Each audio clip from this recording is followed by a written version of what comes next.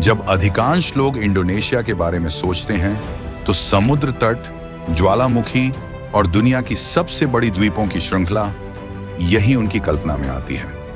जीवन, संस्कृति और लुभावने परिदृश्यों की भूमि। लेकिन इस पोस्टकार्ड छवि के पीछे एक और वास्तविकता छिपी है। पूजा बाधित होने, प्रार्थनाएं शांत होने और चर्चों को जबरन बंद करने की एक शांत कहानी।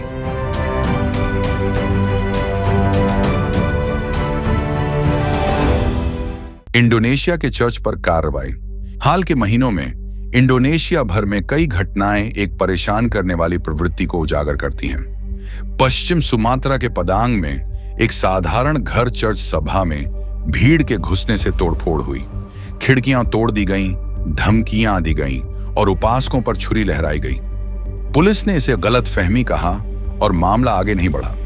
पश्चिम जावा में सैकड़ों प्रदर्शनकारी एक चर्च के निर्माण के खिलाफ सड़कों पर उतर आए।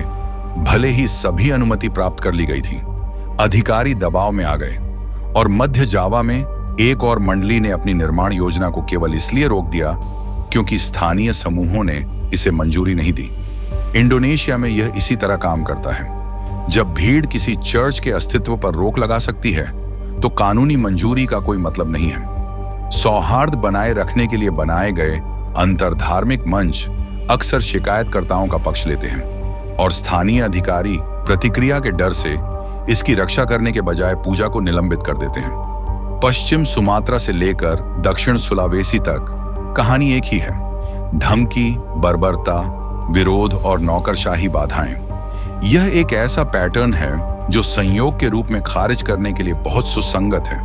इंडोनेशिया 1000 द्वीपों की भूमि, जहां 30 मिलियन ईसाई प्रार्थना करने के साधारण अधिकार के लिए संघर्ष करते रहते हैं। एक ऐसा देश जो कागज पर आस्था की स्वतंत्रता का वादा करता है लेकिन व्यवहार में इसे पूरा करने में विफल रहता है। पहला कुरिन्थियों अध्याय 12 पद 26 कहता है, यदि शरीर का कोई एक अंग दुख पाता है तो उसके साथ शरीर के और सभी अंग दुखी होते हैं। आज इंडोनेशिया में ईसा मसीह का शरीर कष्ट भोग रहा है। उनका रोना एक अनुस्मारक है। पूजा की स्वतंत्रता सिर्फ एक अधिकार नहीं है, यह मानव गरिमा की धड़कन है। प्रभु यीशु, हम इंडोनेशिया में आपके चर्च को ऊपर उठाते हैं। जो डरपोक हैं, उन्हें बल दो। जो तुम्हारे नाम पर इकट्ठे होते हैं, उनकी रक्षा करो और उनके विरुद्ध कोई भी हथियार प्रबल ना होने दो।